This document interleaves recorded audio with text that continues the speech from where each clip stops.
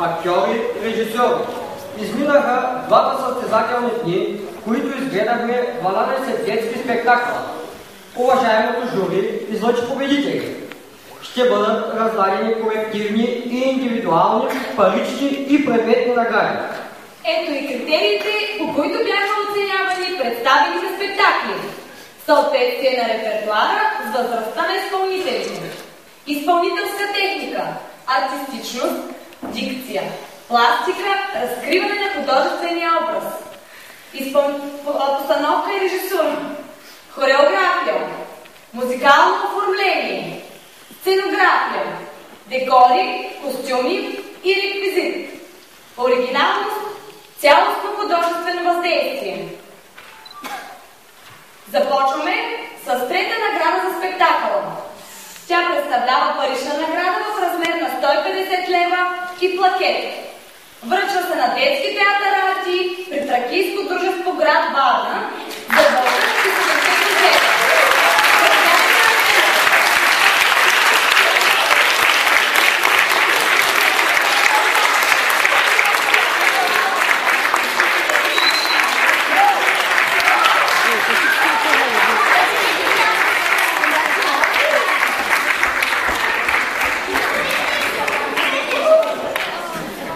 Наградата ще връчи Кинче Иванова, организатор на фестивала.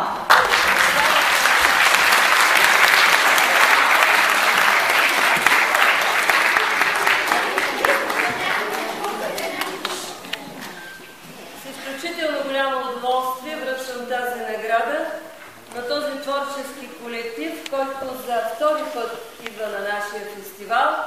Пожелавам му това да не е неговото последно участие. Аплодираме изкуството на малките театрали и за спомен им оставяме този красив пакет, който връчвам на ръководителката. Да им е честито!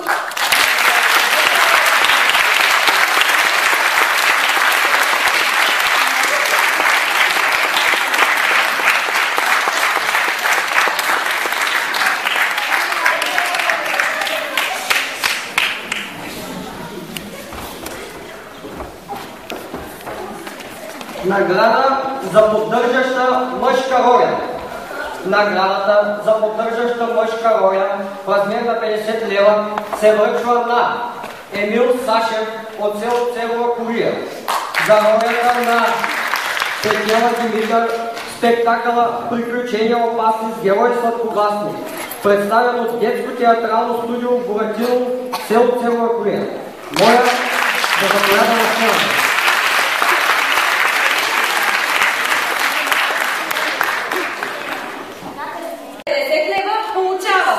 Борислава Петрова.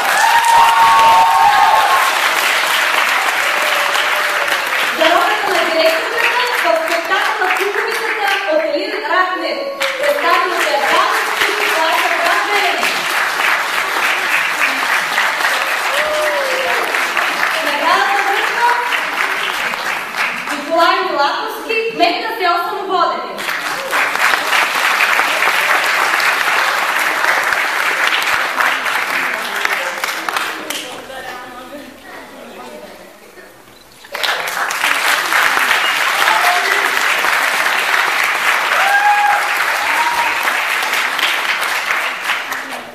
Втора награда за спектакъл. Втора награда за спектакъл, парична, в размер на 200 лева и плакет, се връчва на театрално студио ВИК при Народно читалище Борба, град Кнежа.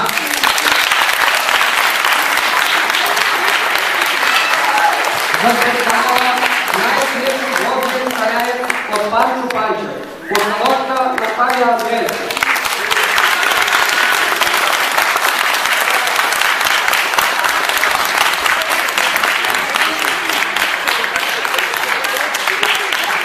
Наградата връчва Стефан Методиев, член на журитетната комисия.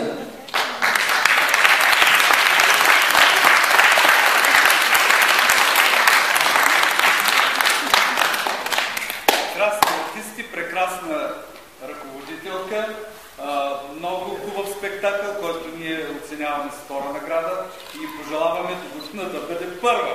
Много успехи и много добро развитие да имате и в бъдеще. Благодаря ви много.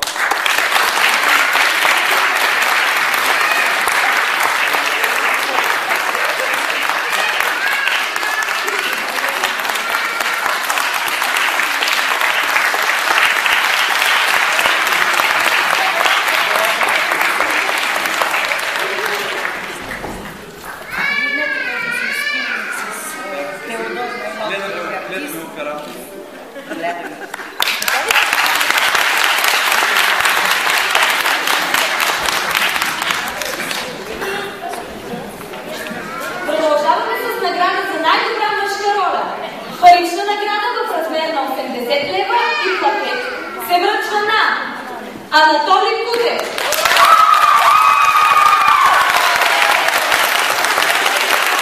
За ролята на италянеца Бортоло в спектакъла "Най-смешно грозният италянец" от Панчо Панчев.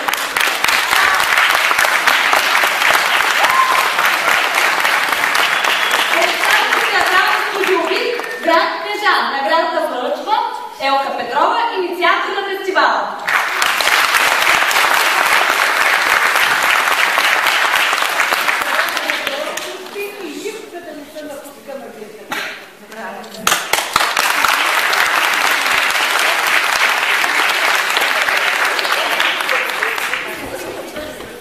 Първа награда за спектакъл.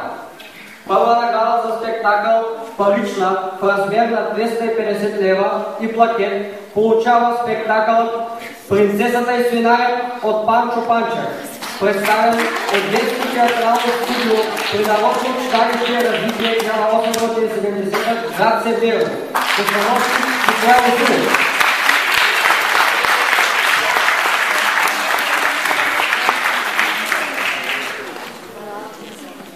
Няма ли го?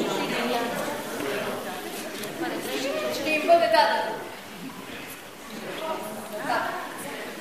Ето, че стигнахме и до най-голямата награда за детски спектакъл. Носител на специалната награда на община Велико Търново в размер на 300 лева и статуетката на фестивала е... Ние върчетата...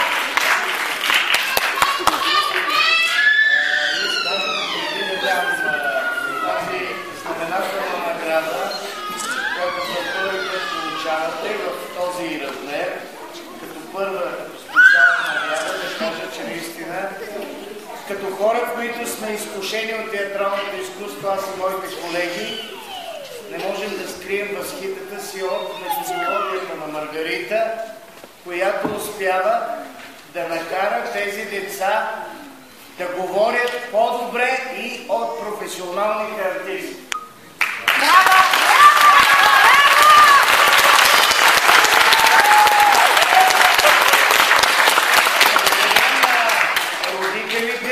Които със сигурност ти помагат, но това е така, защото виждат какъв е резултата от нейната работа. Желая ви здраве, щастие и до година, ако съм, няма да ви дадем това.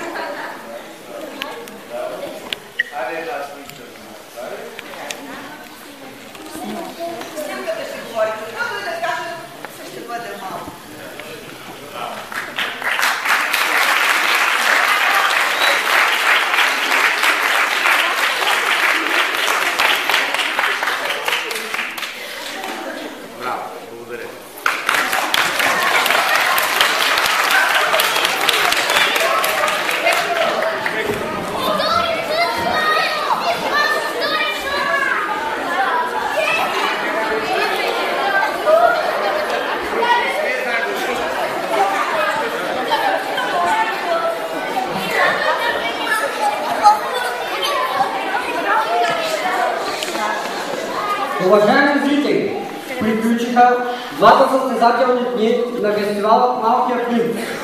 Ще ви очакваме и в следващите 2 дни, когато ще наблюдаваме театралните постановки на юношеските формации. Желая ви спокойна и приятна вечер, ако може да бъде такава след толкова емоции и позитивна енергия. До утре в 9 часа.